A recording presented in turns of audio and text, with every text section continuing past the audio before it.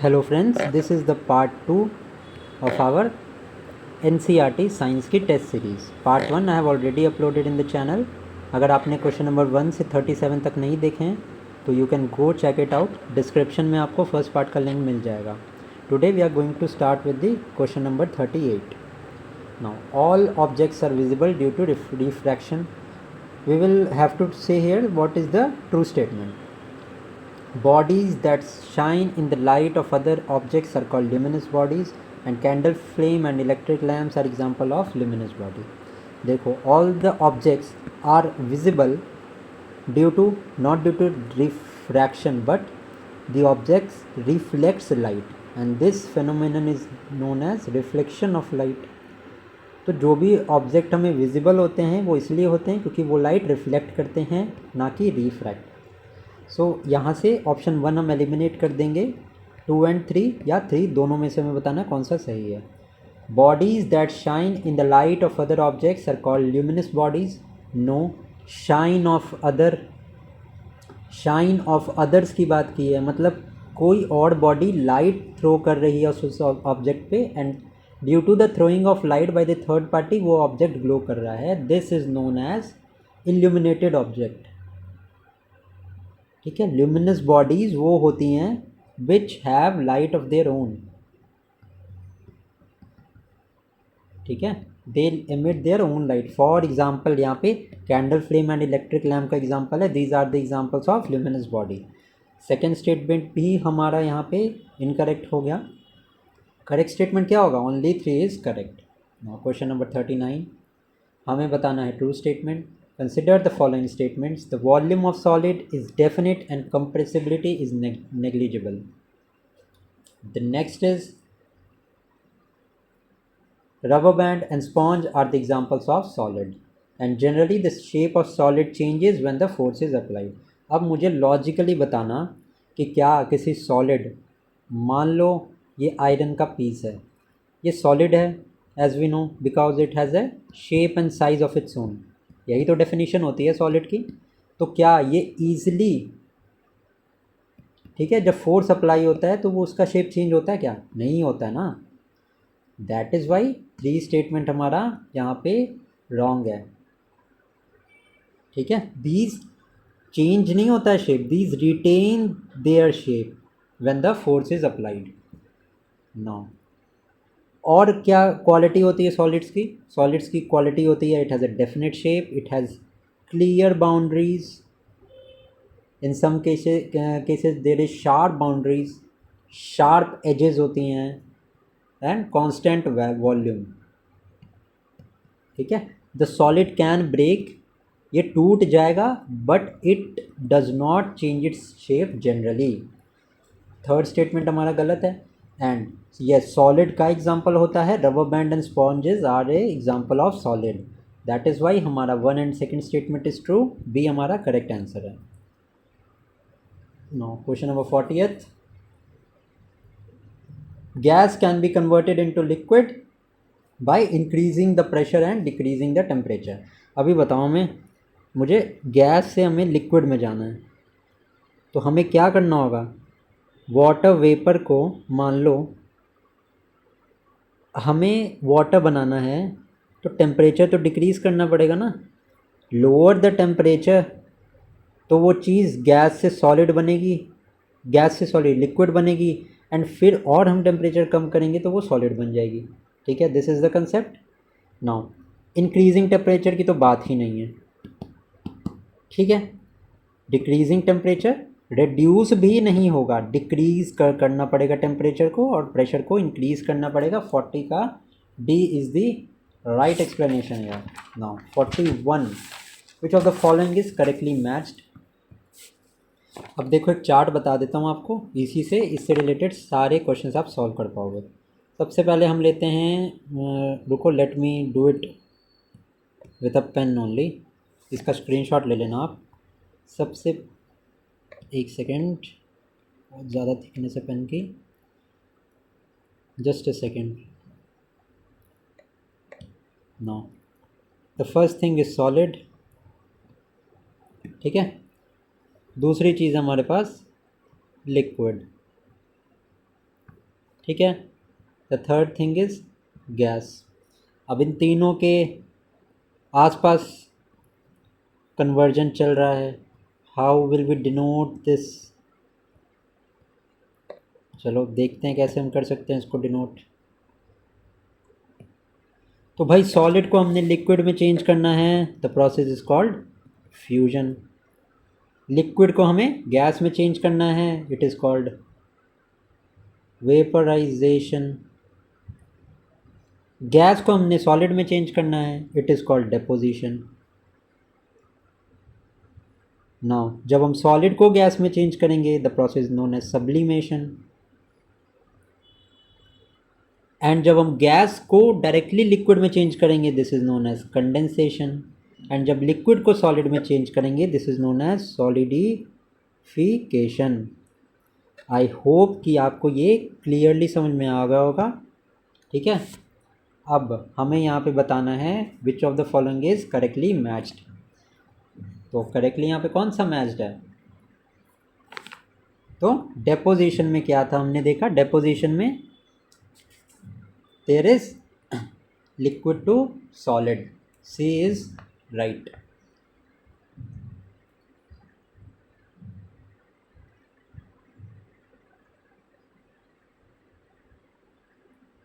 देखो यहाँ पे नॉट करेक्ट होगा मेरे हिसाब से, which of the following is correctly matched.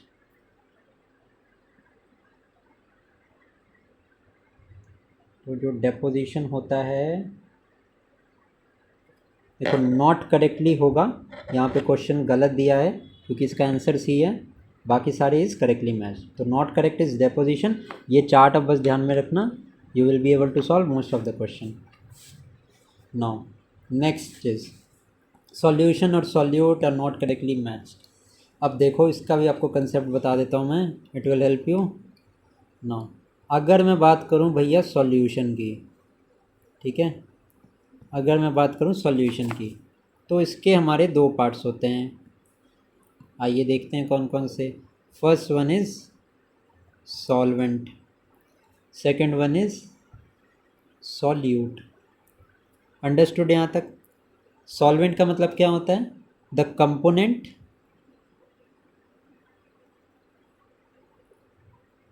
That mixes the other component. मतलब कि सॉल्वेंट वो होता है जिसका क्वांटिटी ज़्यादा होता है, क्वांटिटी जो अपने आप को दूसरे में मिक्स करे, मतलब मोर मिक्स हो रहा है लेस में, that is known as solvent. Solute क्या होता है? जो मिक्स हो रहा है वो सॉल्यूट है। It means the small quantity, जो कंपोनेंट होगा of small quantity that is dissolved in the solution. अब अगर मैं एग्जांपल्स की बात करूं यहाँ पे, तो सबसे पहले एग्जांपल लेते हैं शुगर प्लस वाटर। तो ये किसका एग्जांपल हो जाएगा?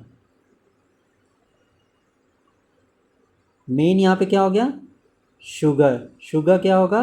Sugar is a solute and this is solid in liquid, क्योंकि शुगर हमारी सॉलिड है, वाटर हमारा लिक्विड है।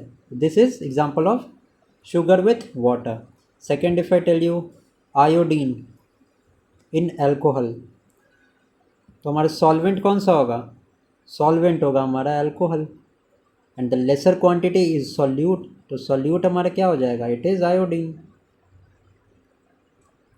थर्ड एग्जांपल मैं अगर दूँ कोल्ड ड्रिंक का, तो कोल्ड ड्रिंक में CO2 जो ऐड होता है एरेटेड ड्रिंक्स में, this is solute.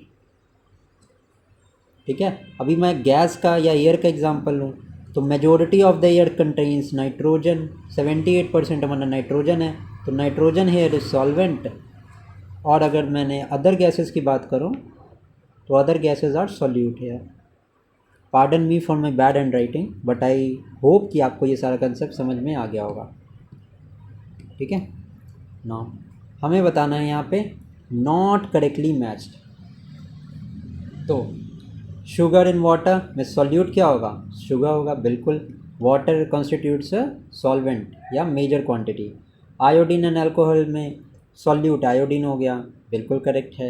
Aerated drinks में solution of gas in air, nitrogen नहीं भाई, नाइट्रोजन तो सॉल्वेंट है हमारा, नाइट्रोजन इज सॉल्वेंट। सॉल्यूट क्या होगा फिर, इस केस में सॉल्यूट होगा other gases. I hope this is clear. Now two statements are given below.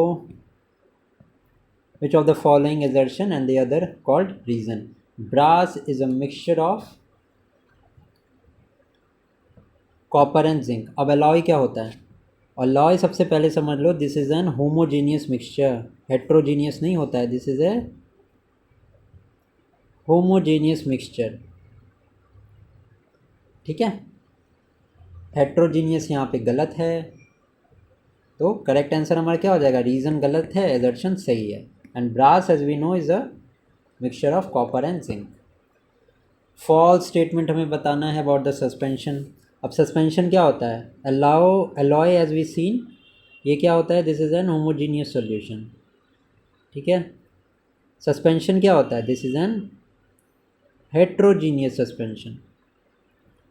Dispersed कहाँ होता है ये, इन अ सॉलिड लिक्विड। दूसरी चीज़ की मैं बात करूँ, यहाँ पे जो सॉल्यूट के पार्टिकल्स होते हैं ये ईज़िली डिज़ोल्व नहीं होते हैं, ईज़िली डिज़ोल्व नहीं होते हैं।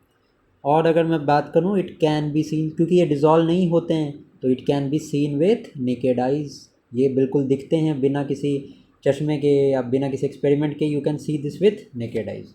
तो फॉल्स स्टेटमेंट हमारा क्या हो जाएगा यहाँ पे, this is permanent, no this is not permanent, this is temporary in nature, क्योंकि इसको हम फिल्ट्रेशन, अलग अलग प्रोसेसेस होते हैं, ठीक है, जिससे हम सस्पेंशन को फिल्टर कर सकते हैं। So this suspension is temporary in nature, not permanent, that is why हमारा 44 का सी करेक्ट हो जाएगा। Now next move to the next question. Next question हमारा है मैच द फॉलोइंग। अब फोम के अलग अलग टाइप्स क्या होते हैं, let me tell you all at once, ताकि आपको ये क्लियर हो जाए। रुको मैं बता देता हूँ। फोम की अगर मैं एग्जांपल्स की बात करूँ तो सबसे पहले मैं लिख देता हूँ फोम यहाँ पे, ठीक है, नोट डाउन कर लेना इसको। फोम की मैं बात कर लूँ तो फोम की एग्जांपल्स हो जाएंगे sponge, then there is rubber, फिर आता है हमारा pumice. These are the examples of foam. Second मैं बात करूँ एरोजॉल की, aerosol is in the air, समझ गए, तो mist, cloud and fog, these are the examples of aerosol. Third में जेल की मैं बात करूं तो cheese, butter, jelly, these are the examples of gel. Fourth में अगर मैं इमल्जन की बात करूं तो milk, face cream, these are the examples of emulsion. Fifth number पे अगर सोल की बात करूं, this is also type of, तो मिल्क ऑफ मैग्नीशिया,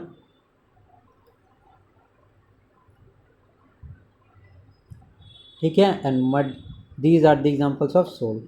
ये मिल्क ऑफ मैग्नीशिया कब दिया जाता है, ये दिया जाता है एज एन एंटासिड,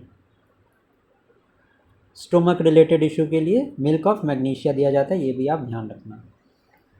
अब if I talk about the match the following, यहाँ पे now you will be easily able to answer this question. तो यहाँ पे अगर हम मैच द फॉलोइंग देखेंगे, सबसे पहला हमारे पास फोम है, तो sponge is a foam. Aerosol में मिस्ट है, मिस्ट के साथ साथ क्लाउड भी होता है, फॉग भी होता है। जेल का एग्जांपल यहाँ पे चीज़ है, एंड इमल्शन हमारा मिल्क है। 45 का B is right. Question number 46, burning of candle, this is a type of physical change as well as chemical change, important है ये याद रखना। It is a type of physical plus chemical change. Done है, C इसका correct answer है। Consider the following elements known so far. Now most elements are liquid. Mercury and fluorine are liquid at room temperature. देखो अगर मैं elements की बात करूँ ना, अगर मैं एलिमेंट्स की बात करूँ तो let me tell you here, number of known elements are 100 are known elements. Most of the elements are solid, majority of the elements are solid. अगर मैं नेक्स्ट बात करूँ तो 11 गैसेस होती हैं eight room temperature.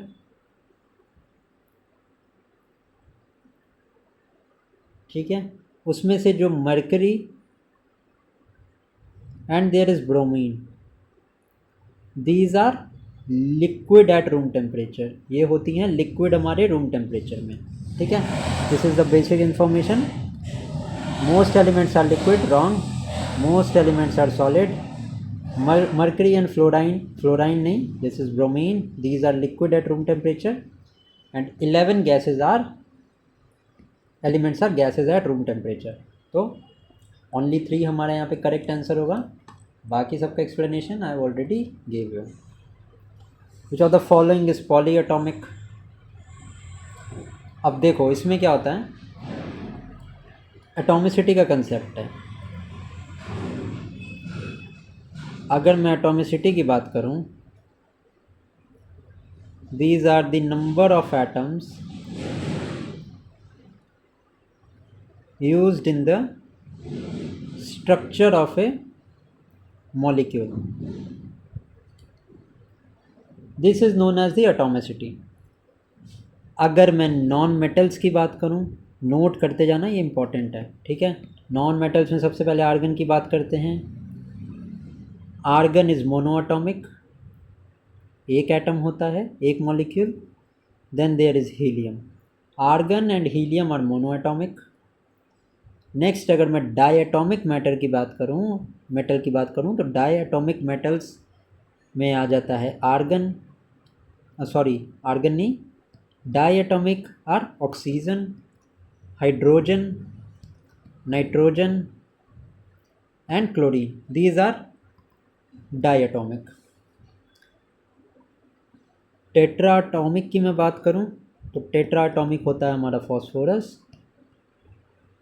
And sulphur is polyatomic. अगर अभी तो हमने नॉन मेटल्स का देखा, अगर मैं मेटल की बात करूं तो मेटल में sodium, iron, aluminium, copper, these are monoatomic. ठीक है, अब हमें बोल रहा है इसमें 48 में पॉलीएटॉमिक कौन सा है, तो अभी मैंने आपको सारी लिस्ट बताई. सल्फर इज जो है पॉलीएटॉमिक. ठीक है, सोडियम हमारा मोनोएटॉमिक होता है, फॉस्फोरस जो है वो टेट्राएटॉमिक होता है, and argon is monoatomic. Polyatomic होता है हमारा sulphur. Now question number 49, not correctly matched हमसे पूछा है इसमें. तो नॉट करेक्टली मैच की अगर मैं बात करूं तो electron was invented by J Thomson. तो भैया हमको तो पहले ही गलत दिया है. Proton was done by Rutherford. Neutron by Chadwick. तो नॉट करेक्टली मैच हमें बताना है. तो 2 and 3 is not correctly matched. Electron हमारा करेक्टली मैच्ड है. सी हमारा ऑप्शन हो जाएगा correct. Now if K and L shell of an atom are filled, then what will be the total number of electron in it? ठीक है, जो maximum number होंगे electron के K शेल में, दैट इज़ 2 into 1 का square, this is 2. And second shell अगर L का देखें उसमें भी 2 into 3 का whole square which is 18. Fourth shell में there is number of electron in N shell will be 2. तो टोटल नंबर्स विल बी 10 इसका करेक्ट आंसर है. What are the atoms called which have the same number of proton but different number of neutron? So these are called isotopes. ठीक है, इसमें क्या होता है, same atomic number होता है, atomic number is same but atomic mass is different. For example 3 types of hydrogen के अगर मैं आपको आइसोटोप्स पूछूं, तो first one is protium, second is deuterium and third is tritium. ठीक है, एक दूसरी डेफिनेशन के हिसाब से सेम नंबर ऑफ प्रोटॉन होते हैं but different number of neutron होते हैं, these are called isotopes. Now question number 52, हमें बताना है correctly matched uranium as a fuel in nuclear reactor, cobalt is used in treatment of cancer and iodine is used in treatment of goitre. So सभी option हमारे यहाँ पे correct हैं, B हमारा right answer हो जाएगा। 53 का हमें मैच करना है, Robert Hooke is credited with the discovery of the cell, Purkinje is connected to discovery of protoplasm, Robert Brown is related to nucleus and Virchow is related to cell theory. So according to this D हमारा correct option है। 54 हमें पूछा है unicellular organism.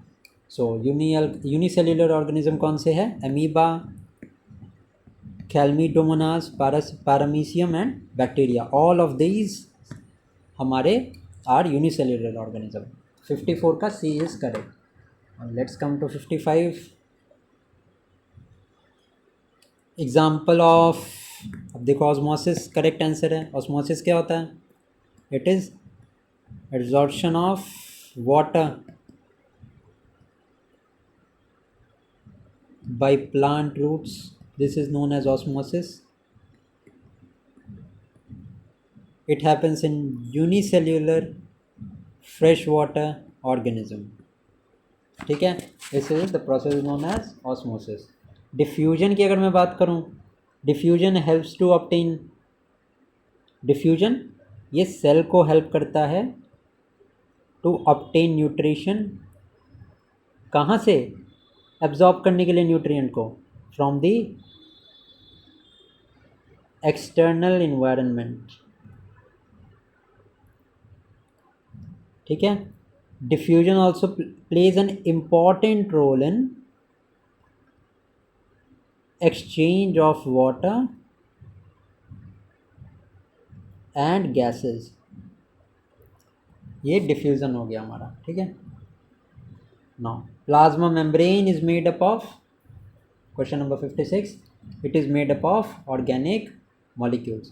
plasma membrane क्या होता है, it is a flexible made up of organic molecules like lipids and proteins, like lipids and proteins. So the flexibility that the plasma membrane provides, it helps the unicellular organism to obtain their food.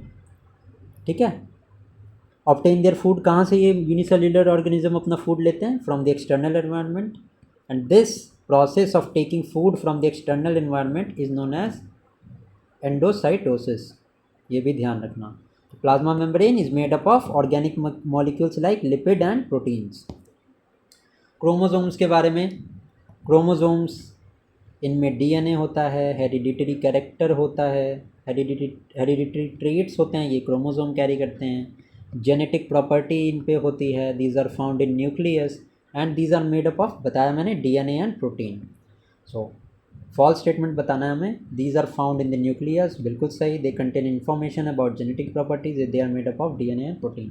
हमें यहाँ पे बोला है false statement, तो false statement तो हमारा एक भी नहीं है, तो आंसर क्या होगा इसका, आंसर होगा none of the above. Golgi apparatus का फंक्शन क्या होता है, तो these are the synthesize substances which are packed in the endoplasmic reticulum, बिल्कुल करेक्ट स्टेटमेंट है। Under certain circumstances it forms sugar, complex sugar into simple sugar, बिल्कुल correct है। And lysosome also made through this, बिल्कुल सही है। हमें क्या बताना है, गोल्गी apparatus के क्या फंक्शंस हैं, तो सब के सब यहाँ पे गोल्गी apparatus के फंक्शंस हैं, डी हमारा करेक्ट आंसर है। और फंक्शंस पूछे हमसे, lysosome is also known as the suicidal bags, mitochondria is the power house of the cell, plastid का क्या काम होता है, these are found only in plant cells, and Golgi apparatus is responsible for the formation of lysosomes. Correct option हमारा क्या हो जाएगा यहाँ पे, सी हो जाएगा। Which of the following has its own DNA and ribosome, किनके पास डीएनए और राइबोसोम खुद का होता है? तो mitochondria and plastid, A and C दोनों के पास अपने खुद का डीएनए और राइबोसोम होता है। Let us move to the question number 61। अब सेल डिवीजन, देखो सेल डिवीजन दो टाइप से होता है, बताता हूँ आपको। सेल डिवीजन की मैं बात करूँ तो there are two processes associated, एक तो माइटोसिस होता है, एक होता है मियोसिस। माइटोसिस में क्या होता है? Each cell divides itself for growth. तो जो सिंगल सेल होगा या ईच सेल होगा, it is also known as the mother cell. ठीक है, इट डिवाइड्स